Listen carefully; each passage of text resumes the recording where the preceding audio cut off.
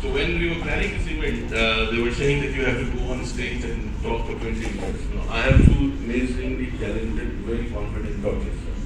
So I told them I have never spoken in the street for 10 minutes with them because they interrupt and they ask questions. So it will be a unique experience for me for talking to such beautiful girls straight in 20 minutes. I'll try my best, but I cannot guarantee. Right?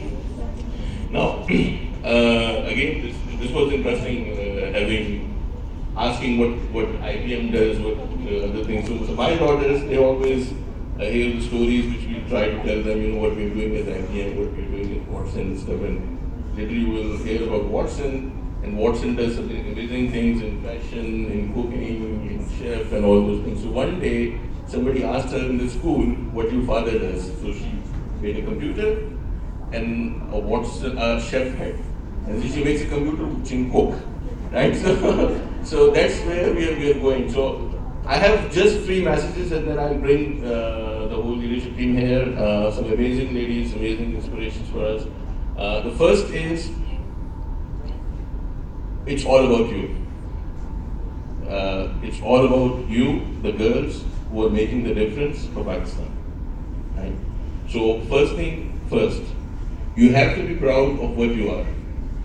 And it's not a statement which is made out of emotions or just to motivate you. If you see last 10 years, Pakistan has been made proud and globally recognized by the work done by amazing ladies.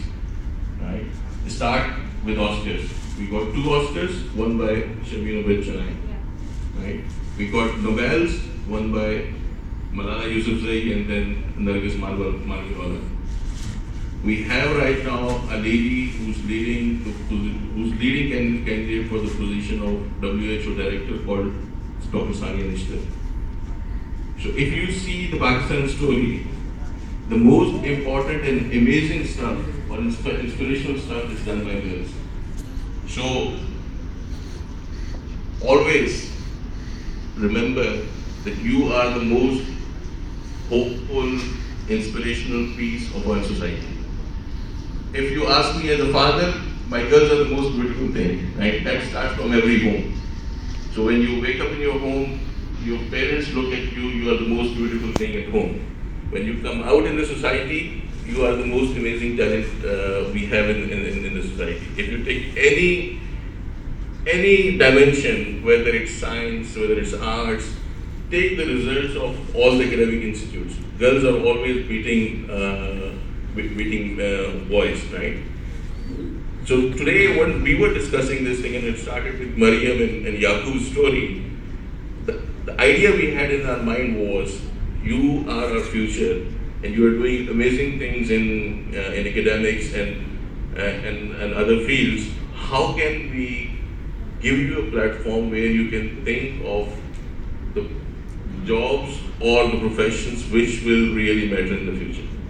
But that brings me to the second piece is, when you will be in the field, the jobs will change.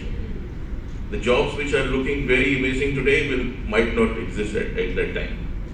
So it's our job from the industry to come to you and talk to you and tell you about what's going to be there in the future. So I'll start with the basic questions. How many of you have already decided what you're going to do in your careers? Wow. So what will you do? Robotics. Wow. I know you've inspired What someone. There was one hand from here. Yeah. Doctor. Well done. There were some hands behind. Yes. Doctor. Good. Yes. Genetic engineering. Wow. See? Yes. Artificial intelligence. What's this for you? Great. Anyone from the last table who has already decided what to be in the life?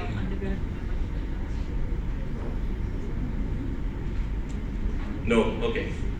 See, this is very interesting stage you are in, right? I mean, and I always have these conversations with my daughters as well. So what you want to be in the life and stuff. So my younger one is more talkative and stuff. She always comes with amazing ideas and so when we were discussing this, even I was saying, we were having this conversation. I was thinking in the back of my mind, how my daughters are going through a process of making a decision what they're going to do, right? So it's very important that there are jobs which you think are very flamboyant and very catchy right now, but the way the world is moving, they might not exist when you reach into the arena of professional life, right? And I'll go slowly, try to explain it so that you can connect to it. It's not very corporate stuff. It's not very high level stuff. So mankind started with the basic stuff. We started doing all the work by our own hands. Then came the basic tooling era where we started using some basic tools like shovels and other things. And then came the biggest transformation in the human history almost 150 years ago, which was industrialization. So industrialization changed a lot of professions. People were doing work from by hands, and then the machine came and replaced those works, and those works were done by big machines, right? So you see the automation happened, and with automation, many jobs went away. Now we are getting into the next level, which we call digital disruption. In digital, what's happening, the work which was done by machines is now done by computers. So all those things which were done by hardware is now done by software. So you don't need a different kind of machine or bigger machine to do that stuff. It's done mostly by the new things invented in the field of STEM, right? And in future, what will happen, this will go even at a faster pace. So run-of-the-mill mechanical jobs, run-of-the-mill low intelligence job will go away because machines are getting intelligent. They are taking some work away from humans, and it will be a different era. So when we see in the future, there will be a huge shift of what is required in the market versus what we are preparing for. So, or what has been done in the past, right? So there will be new jobs which will continue to be entirely different. And when we think about those jobs will be more in the field of STEM, where you have science, technology, engineering, and mathematics, and most importantly, coding, which will enable more and more jobs to be automated by the computers. So that's the second thing. The third thing which I wanted to discuss was how we, as companies where you will eventually land, are preparing for this, right? So there are global stories, there are local stories, and IBM is one of the most amazing stories on that, right? We are a 105-year-old company, and I don't want to again go into corporate environments. In this day and age, a company which lives more than 15 years, it means a lot because companies don't exist that long. They come, they disappear very fast. You have some heroes in the past. Microsoft was a big name in the past in terms of computing at the end user level. Now everybody talks about Apple. Google is the new name, right? All these applications which you are talking, they were not talked about in the past. No, now nobody talks about Microsoft Word, which was a very amazing thing, or Windows 97, which was a very inspiring thing when we started our careers and stuff, right? So in this history of 105 years, IBM has always believed in girls, right? So we hired our first female employees in 1899 in US, when it was very difficult for any female to think about getting some work at a professional workplace.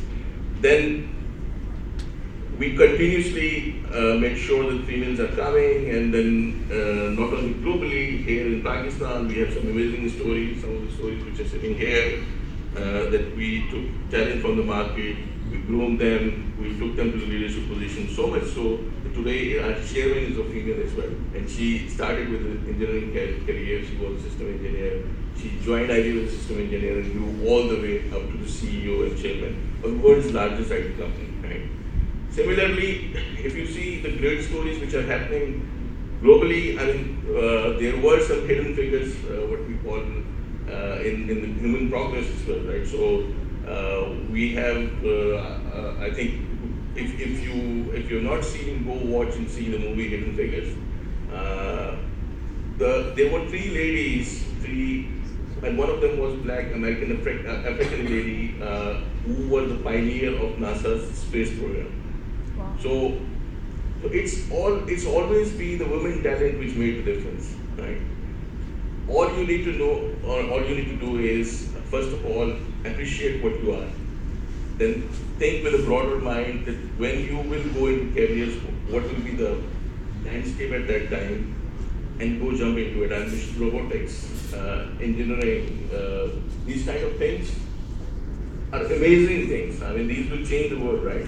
Some of you already have an idea where to go. Others, please open up your mind. There is much wider field. And we are all here today and then even afterwards to make sure that whatever you need to know in terms of future jobs, future careers, we can tell you about that. So that's my 15-20 minutes. With that, what I will do, I will bring four examples of extraordinary women, right, on the stage, and we will have some conversation to share with you the perspective of how the world is being digitalized, how the world is being changing, what kind of skills are required, why we need more of you in our organization. And but my question would be in the next 45 minutes, be my daughter. Don't let us continue for 10 minutes in a row, right? Ask questions. If you're not asking questions, then we will have a slight problem, right? I mean, we will change some format, we will put some surprises, we will do something which will make you somewhat uncomfortable. So it's better after every 10 minutes you ask some question, right? So with that, I will bring the first one. So she has been my inspiration because I was working in Pakistan, then I went to Middle East, and last time we were talking about it, our Middle East headquarters is called MIA, which is Middle East Africa headquarters. We cannot think of that headquarters without one lady, which is Ilse Silius. Ilse is 29 years with IBM,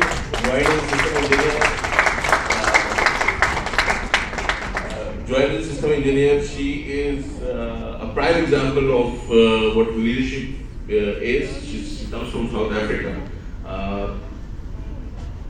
And then she has worked in multiple regions in US, in South Africa, out in France, and now she's leading a portfolio of, the most important profitable portfolio of IBM for Middle East and Africa. The next one, we have a guest from Turkey. You all watch Turkish dramas, sultans and Osman sultans and all those things. So you can ask the question because all those rounds are finished in Turkey, so she already knows all that, right? So that's very important for the networking component, right? Not now, but she can tell you the story. So we have Daphne Tuzan. She's the general manager for IBM Turkey. Another one is 29 years of experience with IBM. Created a great story in Turkey. And if I go to Turkey, I really get, and she will tell you the other stories, but I really get mesmerized because there are 60% women and 40% men, and we are always outnumbered by women there, right? So the next one is we have an external speaker. Again, an inspirational story from leadership perspective in the market. Our speaker from TEDx, and she's been recognized by International Women Economic Council for her work. She is doing mentorship, she is doing career development work and other amazing work, and excellent person to ask some questions which are not even related to STEM. Good. Thank you. And I kept the best for the last because she's the reason why I came to IBM. She hired me, and she's still. She was just telling me that you guys kept me waiting. You guys never told me that we will start a bit late. So I came here at 8 a.m. Can I kill you? I said you have a divine right to kill me because you were my first manager and you are the reason why I was in IBM. Sabha Kamal, gold medalist from IBM. Joined IBM again as a system engineer. She has been the leading lady for our industry and a prime example, and the inspiration for all the girls in IT career. So thank you. That's it from the panel perspective. Now I have to start question. I don't know my question now.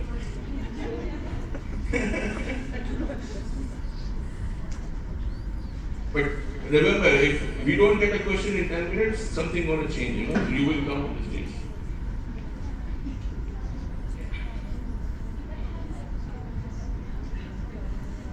Okay, so let's go with the first round, which is like